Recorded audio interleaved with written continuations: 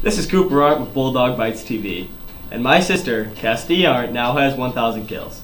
A kill is when you spike the ball and the ball either shanks off the player or lands on the court inbounds. Cassidy Arndt is very passionate for volleyball and is a member of the Aquin varsity girls volleyball team. She got her 1,000th kill during the Stillman Valley tournament on October 24th.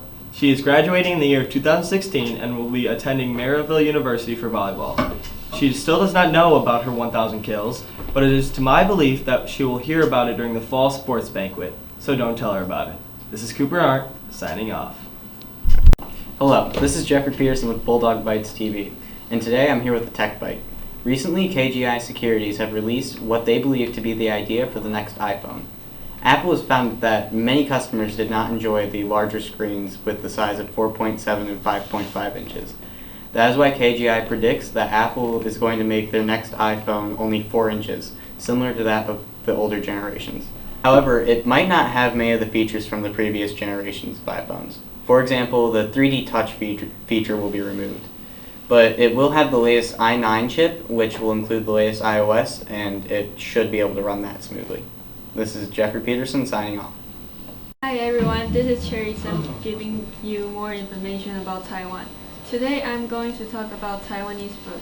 There are lots of types of food in Taiwan, and some of the food you can eat is everywhere in Taiwan, like stinky tofu, oyster omelette, pig blood cook, and more. Stinky tofu can be eaten cold, steamed, or most commonly deep fried, and eat often with chili sauce. It is usually sold in night market or roadside stand as a snack or in lunch bar as a side dish. Oyster omelette is a Taiwanese night market favorite. The eggs are the perfect boil for the little oyster, which are easily found around Taiwan, while sweet potato starch is added to give it a gooey chewiness. You can also put spicy or chili sauce mixed on it to provide an intense taste.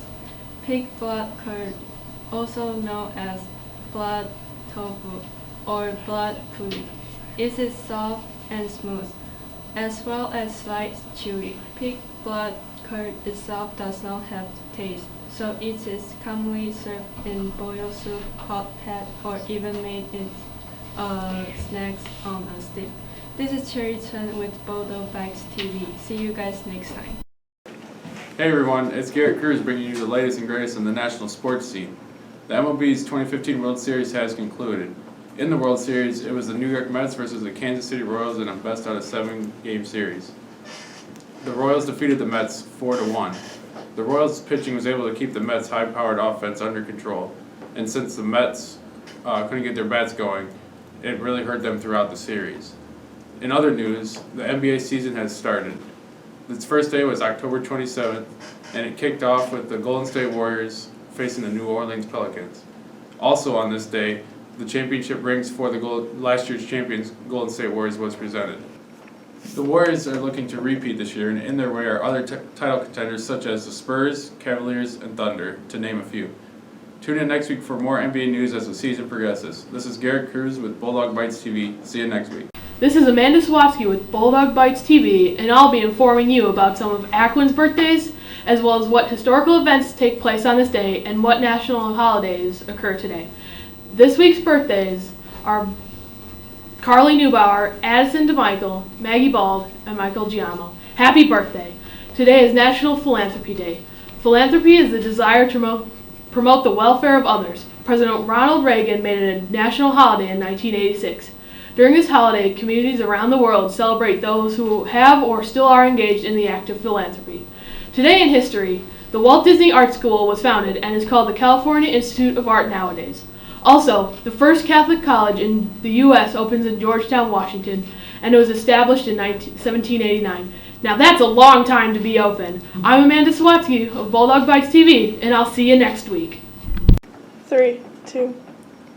Hey American people, this is Javier Jazza with Bulldog Bytes TV, presenting your presidential election report. The Republicans had a debate a couple of weeks ago at Colorado University. Senator Marco Rubio had a strong showing. He was asked many tough questions about himself and answered them very well. Republican frontrunner Dr. Ben Carson also had a very strong performance. Many times it seemed that he was given bait to come after others, but did not take his chances, proving Donald Trump right that he can be very low energy. Speaking of the Donald, he did not have one of his best performances, but it was not bad. He was neither a winner or loser. Governor Christie and Senator Cruz both had solid performances. Jeb Bush keeps falling in the polls and cannot catch any ground. Jeb Bush seems to not even be able to stop from slipping. That debate was very important because he could have changed the way the Republican voters viewed him and rise in the polls like he was 3 months ago. Mike Huckabee, Rand Paul, Carly Fiorina, and John Kasich were there but did not add much to the debate. This is Javier Jazzo with Bulldog Bytes TV. 3, 2. Hi, this is Liz Julius with Bulldog Bytes TV, and this is your entertainment report. Topping the box office for 4 weeks now is the novel-based film The Martian, starring Matt Damon and directed by Ridley Scott.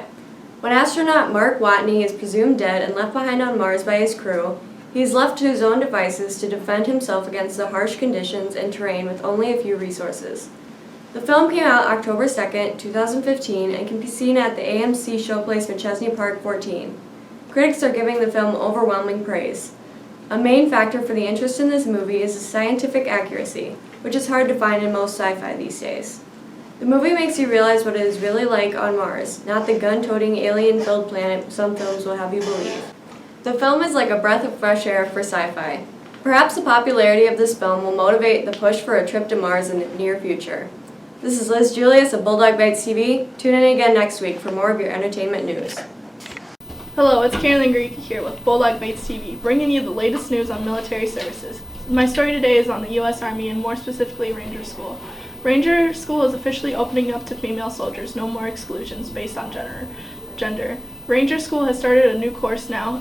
About a half a dozen women have already started the course. The Army will not be releasing how many women have joined in the 62-day course of how they did with the physical assessment. The Ranger assessment phase takes up to 4 days. The assessment includes a land navigation test that the students must pass and also a 12-mile march that they have to complete in less than 3 hours. The decision to open up Ranger School to women was in early September after the 2 women in Ranger School completed their courses. The soldiers that passed the assessment are moved to Camp Darby on Fort Benning for the first of 3 patrol phases. The middle is located in the mountains in North Georgia. Lastly, the final phase is located in the Florida swamps. Tune in next week for more reports and news on the military services. Caroline Greek here signing off.